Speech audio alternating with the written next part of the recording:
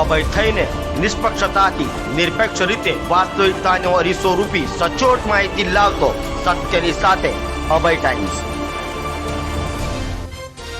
આમ આદમી પાર્ટીના પ્રદેશ મહામંત્રી રાકેશ હિરપરાની આગેવાનીમાં આજરોજ દારૂના અડ્ડાઓ પર જનતા રેડ કરી હતી। આ રેડ પુણા પોલીસ ચોકી પાછળ ચાલતા દારૂના અડ્ડા પર કરાઈ હતી। આપના પ્રદેશ મહામંત્રી રાકેશ હિરપરાની આગેવાનીમાં આજરોજથી આમ આદમી પાર્ટીએ ગુજરાતના અસલી દારૂ કૌભાંડની સામેની લડાઈની શરૂઆત કરી હતી, જેમાં પુણા પોલીસ ચોકીની પાછળ ચાલતા દારૂના અડ્ડા પર જનતા રેડ કરી છે। આજની રેડ બાદ આપના પ્રદેશ મહામંત્રી રાકેશ હિરપરાએ જણાવ્યું હતું કે ભાજપે દિલ્હીમાં ફરજી દારૂ કૌભાંડમાં ઈમાનદાર અરવિંદ કેજરીવાલની અનૈતિક ધરપકડ તો કરી લીધી, પણ ગુજરાતમાં ઠેર ઠેર દારૂના અડ્ડાઓ ધમધમી રહ્યા છે।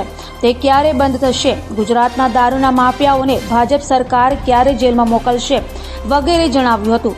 આમ આદમી પાર્ટીના મહામંત્રી રાકેશ હિરપરાએ સુરતીજનોને જણાવ્યું હતું કે તમારી આસપાસ આવી દારૂની બધી ચાલતી હોય તો તેને ઉજાગર કરો અને જનતા રેડ કરો, તેમ જણાવ્યું હતું।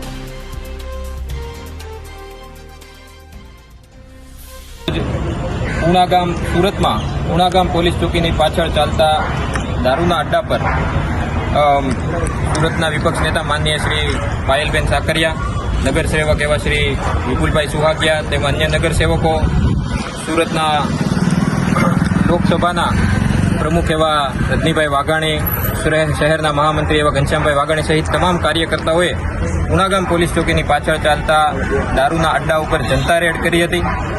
જ્યારે અમે રેડ કરી ત્યારે જોયું, તમે વિડીયોમાં પણ જોયું હશે કે ખુલ્લેઆમ અઢળક દારૂની બોટલો પડી હતી। ઘણો બધો લોકો ખુલ્લેઆમ દારૂ પીતા હતા, કોઈપણ પ્રકારના ભય વગર, અને લાખો રૂપિયાનો એમ કહી શકાય કે દારૂ ત્યાં વેચાતો હતો, દારૂ ત્યાં મળતો હતો। હવે આ જનતા રેડ કરી એનું કારણ શું?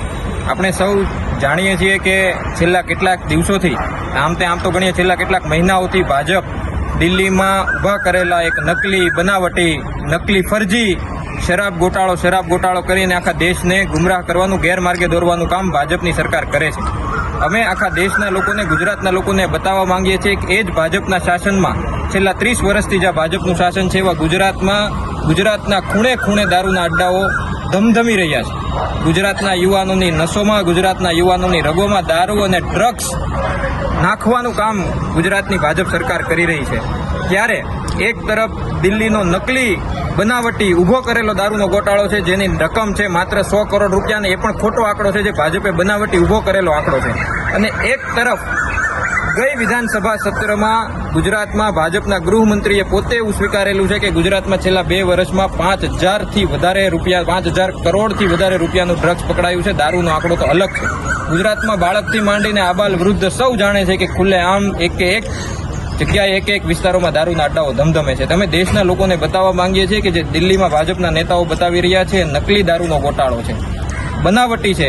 દિલ્હીના શિક્ષિત, ઈમાનદાર અને ભણેલા ગણેલા મુખ્યમંત્રી અરવિંદ કેજરીવાલજીને ફસાવવા માટેનો આ દારૂનો ગોટાળો ઉભો કરેલો છે। જ્યારે ગુજરાતમાં ભાજપના શાસન હેઠળ છેલ્લા 30 વર્ષથી ખુલ્લેઆમ બેફામ દારૂનો વેપાર ચાલી રહ્યો છે, અને એનું એક નાનું એમથું એકદમ કીડીના પગ જેવું ડેમોન્સ્ટ્રેશન અમે લોકોને બતાવ્યું છે।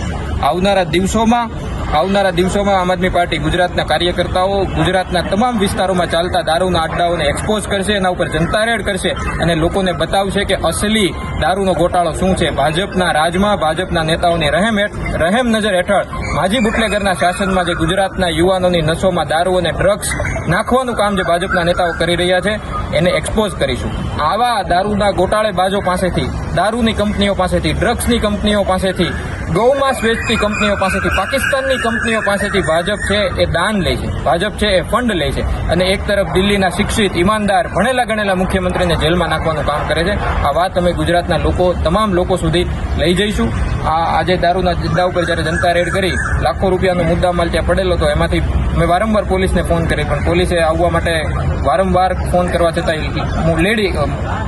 મોડી આવી, અને કારણે ત્યાં બધું સગે વગે કરી નાખ્યું, એ લોકોએ બધું મસ્ત કરી નાખ્યું, અને માત્ર 2,000 રૂપિયા, 3,000 રૂપિયાનો દારૂ અત્યારે પકડી અને પોલીસ સ્ટેશનમાં લાવવામાં આવ્યો છે। અમે તમામ માન્ય વિપક્ષ નેતા રજનીભાઈ, માન્ય કોર્પોરેટર શ્રી વિપુલભાઈ સુહાગિયા સહિત અમે બધા તમામ મિત્રો અહીંયા ફરિયાદ નોંધાવવા માટે આવ્યા છીએ.